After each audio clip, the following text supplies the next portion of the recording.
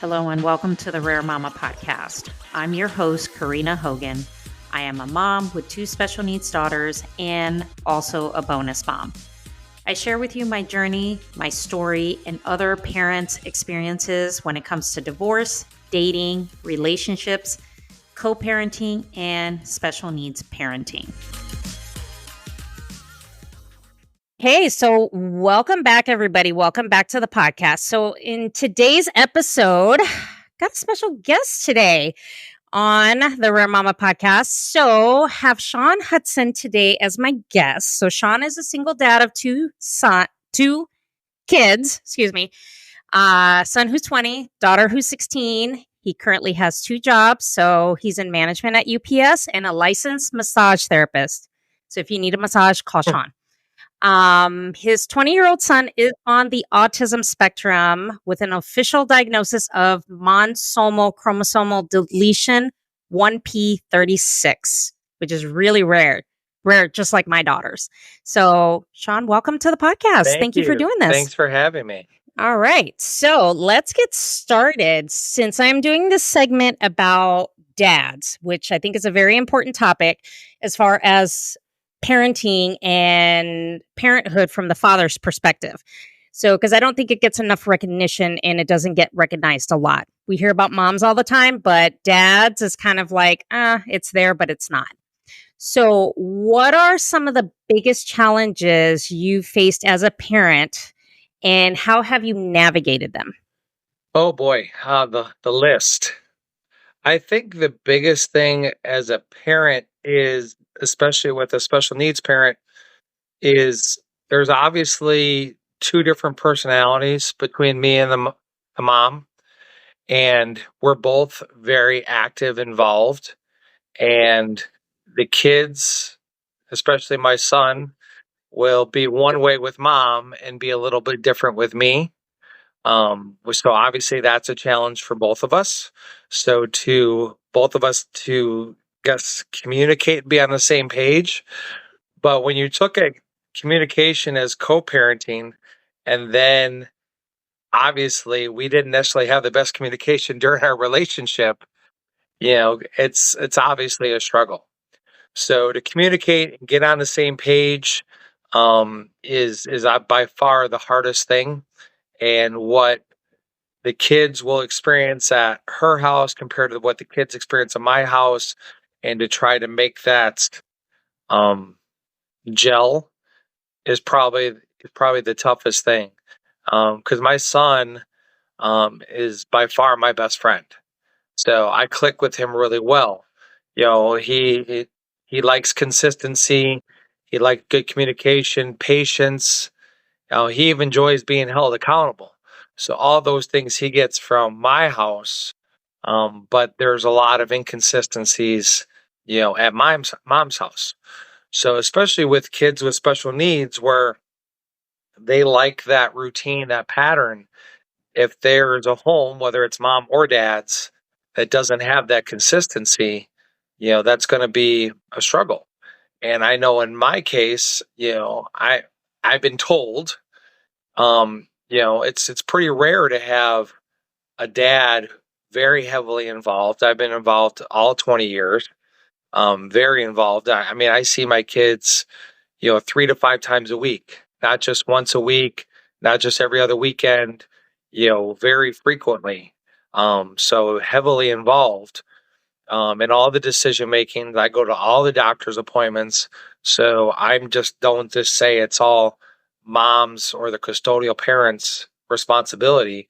I want to be involved in every step of the process. I think that's really powerful because I don't think we see a lot of dads who have special needs kids really be per se involved. I wish my situation would be a little bit different, but that situation is what it is. And it's hard to co-parent with somebody that just doesn't see things the way you do and can't get on the same page with you. So I think it's really important because dads are very important when it comes to having children, with different types of needs, different abilities, things like that.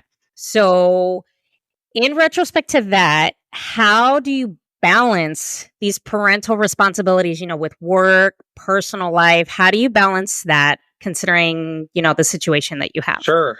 I mean, it can be difficult. What's I guess is helpful is, she has a job where she's a teacher, whatever you want to call it, your typical 8 a.m. till 3 p.m., weekends off, summers off, things of that nature.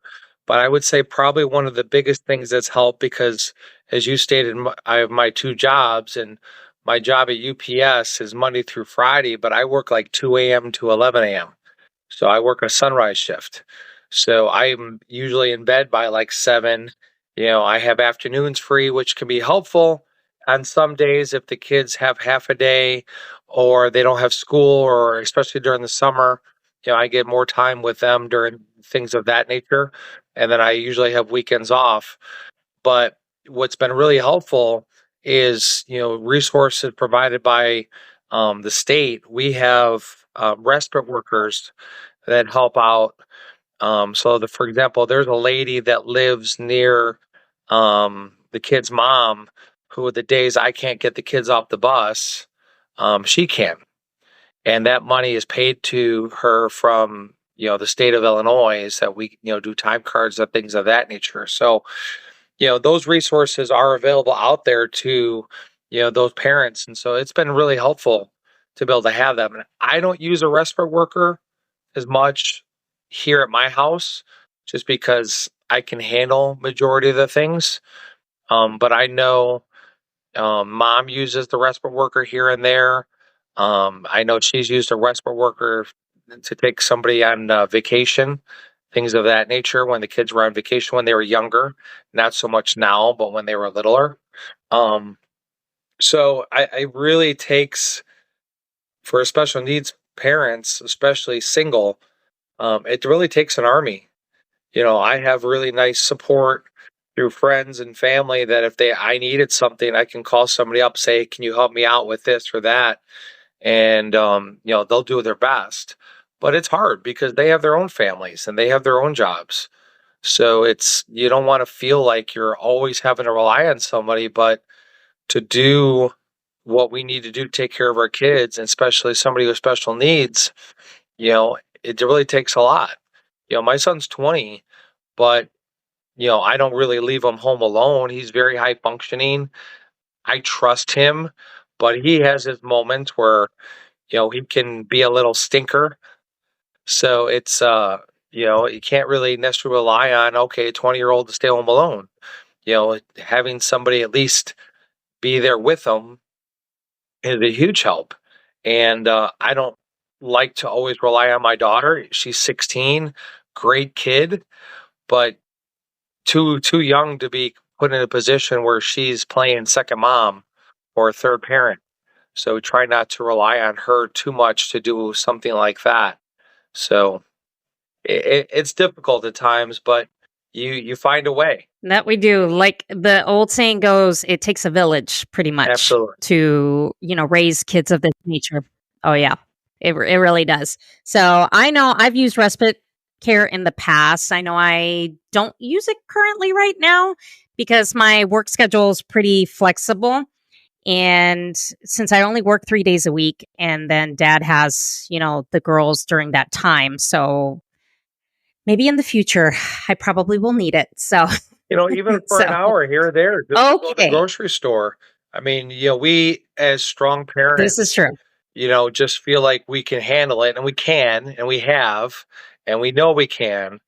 But sometimes we have to make sure that, we give ourselves those breaks, even to sneak away from the grocery store uninterrupted for an hour, hour and a half could just be a world of a difference for you, and then having to take kids in and out of the car and do all the other stuff. So, we have to not be afraid to ask for help or take those little breaks when they're afforded to us. Oh, trust me. There are times where I just hide in the bathroom for 10 minutes while my kids look for me. So, because I need to decompress Absolutely. sometimes. So, okay. What do you think are some misconceptions about fatherhood that you want to address or that you would like people to be aware of? Oh, I know there's obviously the stereotypes and, um, that are out there, whether, just things generally go towards a mom's way. And I understand why. I'm not going to sit here and dispel history and, all the, amazing single mom. My mom was a single mom. My dad was not around. I'm not even going to sit here and begin to say whatever the reasons.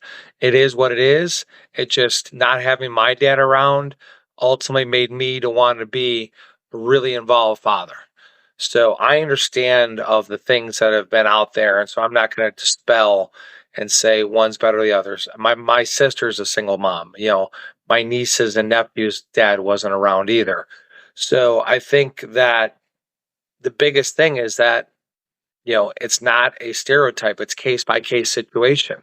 Yes, there's times where some fathers are not around and some really awesome, badass mamas. 100%. You know, you and my sister and my mom, to just name a few. But there's dads out there that really want to be heavily involved. And I love my quality time with my kids, and the things I get to do with them now is they're so much fun. Taking them on adventures and to concerts and to the beach and other things. I'm enjoying them having being young adults. Enjoy those experiences. Um, so that's the biggest thing, is that there are dads out there who do want to be heavily involved and be in the process.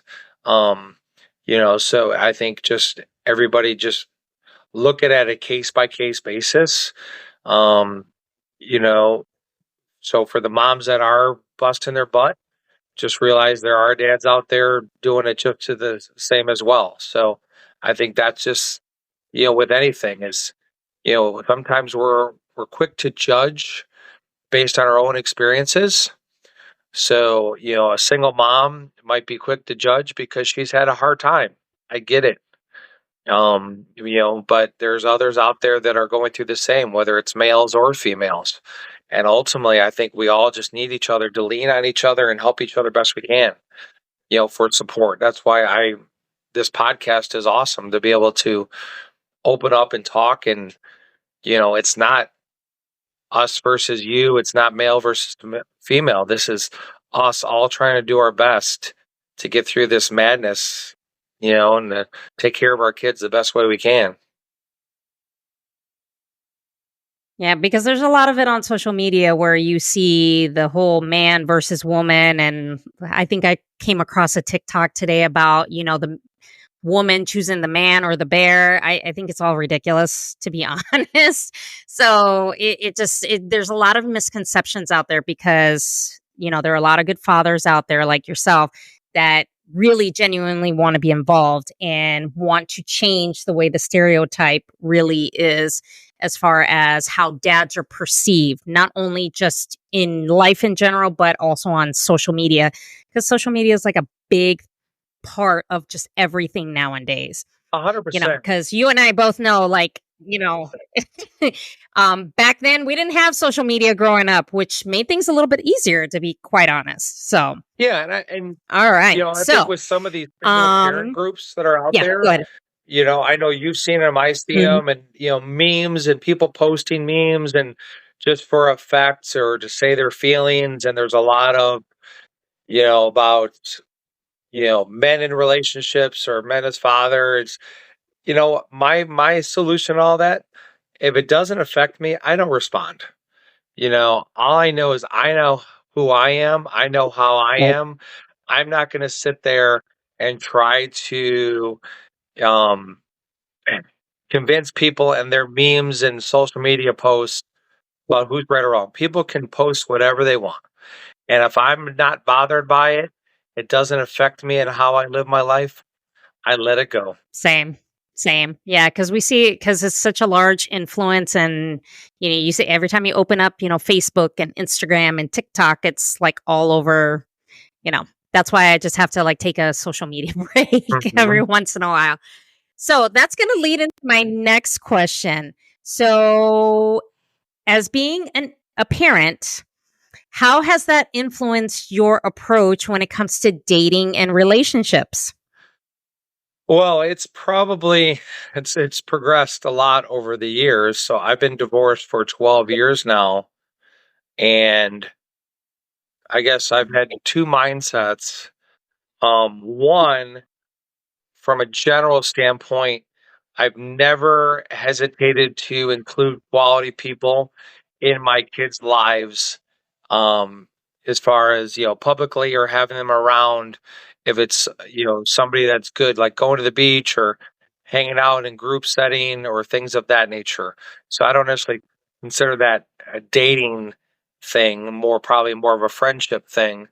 But like I said, I have no problem including quality people, and whether it's male, female, um, kids, no kids, in my kids' lives, because I think kids need to see, the more positive, supportive adults, the better. So that's one. Two is, being divorced. I've had a few different relationships over the years, and they're difficult. And not to try to break down every single one, and whether it's blending somebody else with kids. I lived with somebody temporarily, which can be hard because there was her kids and my kids. So it's very difficult. And there's no right formula for that. I'm definitely more cautious now. Um, just one, I guess, to protect my own feelings and self, but that in my back of my head, and my kids have never said anything about me going out on dates or anything of that. My kids are very laid back and chill. And they're very open, and I know they just want to see me happy. Um, but I guess my own anxiety per se is I just don't want them to see me fail at relationships. And so obviously I've had to divorce. So I'm trying to make sure I keep that nurtured in a positive way. And just as far as other relationships, it's not a priority for my kids to meet somebody. Honestly, it's not necessarily a huge priority for me right now, because I'm trying to just focus on, supporting my kids, um, physically, mentally, financially, all of that. I think as I get older and my kids get older, my focus has definitely not been about me trying to find a partner. That would be great. Um, but ultimately, as my son's 20 and he's got 2 years left of this um, education program that he's currently in, is I want to make sure that both my kids, my son and my daughter, who's going to be a senior in high school next year, that their next steps towards adulthood are in a positive way, trying to set them up for success.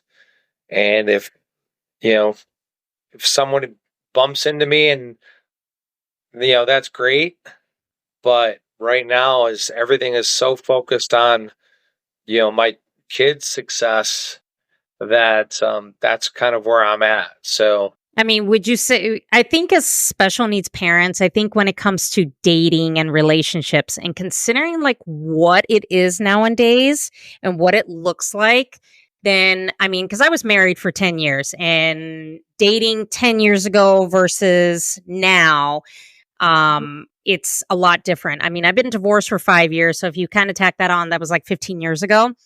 And it definitely was easier back then, but I think as special needs parents is because we have, I want to say it's just, we're a lot more cautious. We're a lot more just in tune to who we bring into our kids' life and to make sure that they're not only going to be a good fit and it's not going to be a failed relationship, which I can totally agree with you there. I had one relationship post divorce, and sometimes people just, you know it just doesn't serve you. You know what I mean? So it's definitely difficult when you have special needs children, special needs, adults when they become adults and things like that, because I think it makes it a little bit more challenging.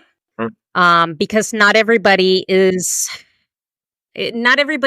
as accepting or willing to take that journey per se, right? absolutely.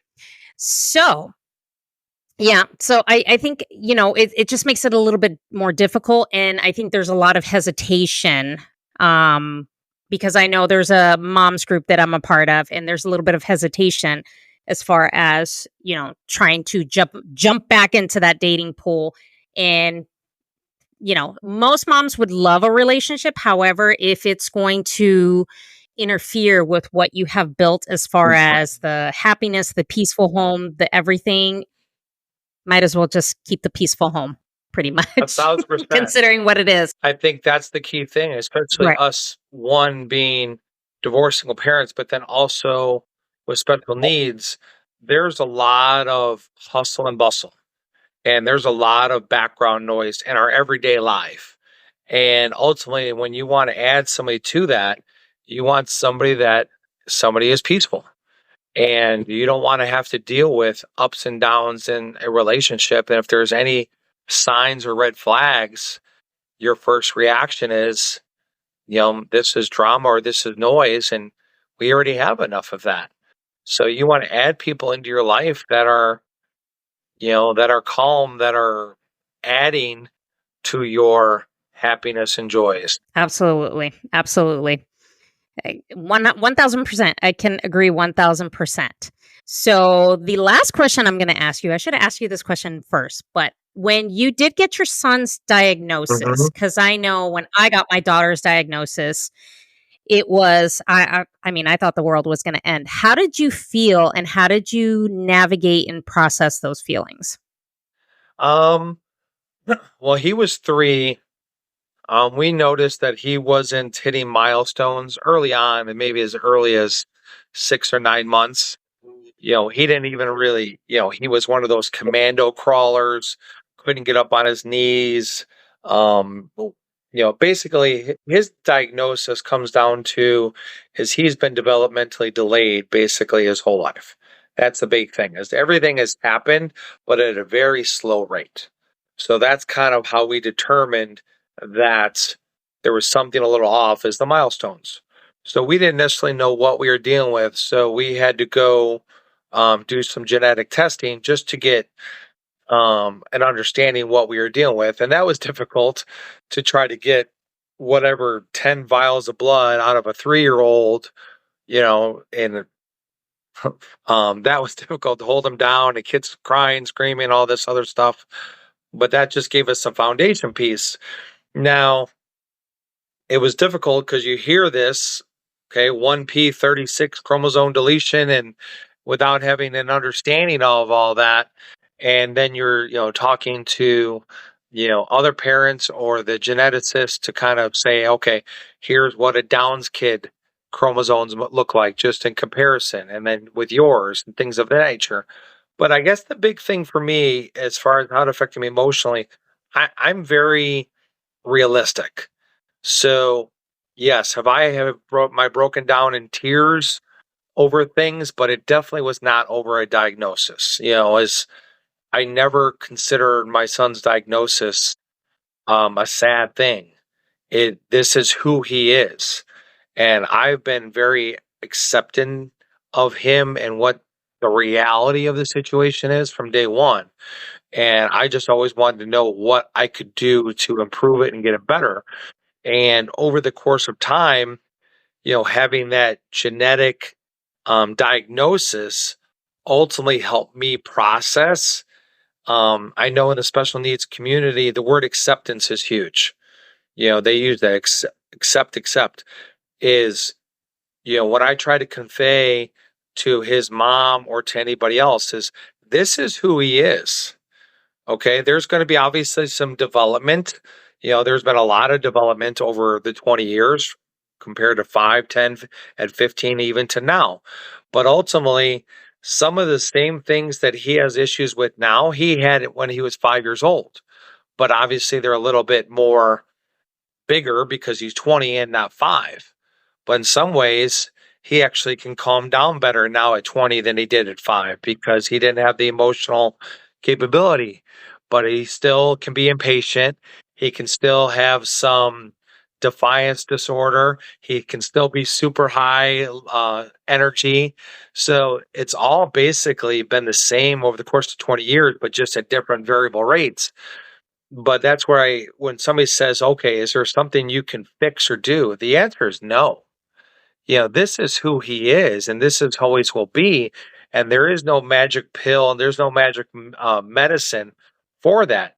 Now, meds can have a really important effect to kind of help balance, to get them through their daily life at school and to process and focus. Um, but yet, there is no, when he is having a bad moment, a bad morning for 20 minutes, there's no pill that's going to make them stop. It's up to us as adults to know their triggers and to know what's going to help diffuse or calm down a situation. And I think that is such an important piece, that us as adults have our roles as parents, and whether it's teachers or respite workers or anybody in the child's life, to understand them and realize their triggers and what it takes to calm them down and things of that nature. I mean, you take a typical, young kid, a 10-year-old, and you could say he's having a breakdown in a, supermarket. I probably did that as a kid. Okay, we didn't have tablets back then. Our parents just dragged us out of the supermarket. Now we could say, okay, kid, here's your tablet and things of that nature. So, how we grew up and now, but then you take a special needs child who could take even longer sometimes to calm down. It's it's understanding their nuances. So, to go back to your main question, how I dealt with it is I dealt with it as head on. I couldn't, accepted it, learned as much as I could about my son.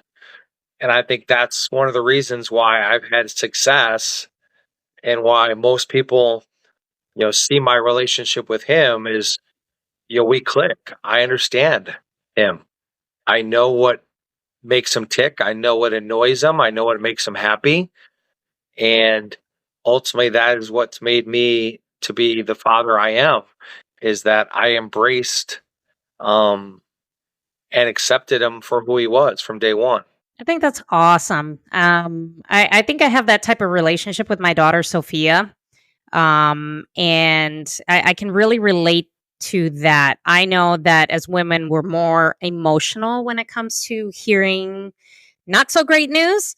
And my ex husband kind of just dealt with it in his own way, per se. Um, I think I took more once I kind of got over the emotional piece. I kind of just took over and said, okay, well, how can we help her? What can we do? What kind of resources did we have? And I mean, when she was born in the state of Nevada, the resources they're far few in between. But now, that really has changed since I left there. But because there's now more resources to different things as far as autism and kids with different chromosome abnormalities and things like that. So I think as far as us moms, we take a more of an emotional piece, and and it just feels like the whole world is ending, because that's how I felt. So, wow, this was excellent, Shawn. So, if we wanted to find you, how would we find you? As far as just I'm on Facebook. Maybe if there's anybody that want to reach out to me, dads, moms, I'm open to discuss. I've been a really big part of the special needs community my whole life. I've coached in the Miracle League as far as baseball goes and things of that nature. Massage is generally word of mouth because UPS is my 90% job. So definitely referrals and things of that nature.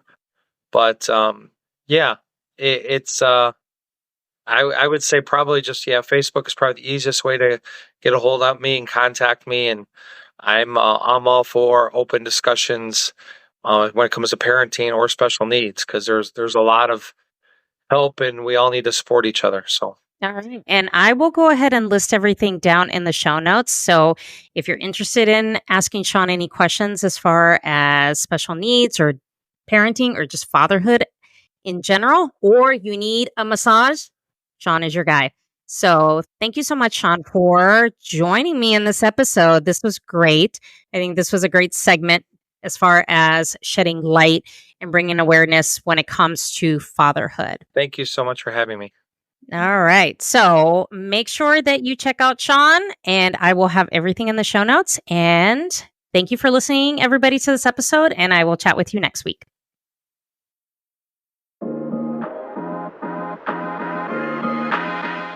Thank you for listening to this episode. If you have an interesting story that you would like to share on a future podcast episode, please send me an email at email@thecoparentingmama.com. If you would like to be a guest on the show, please click the link below and fill out the form. Don't forget to like, share, subscribe, give a five-star review, as this helps reach more of you parents out there listening to this show. So thank you so much for listening. We'll talk to you next time.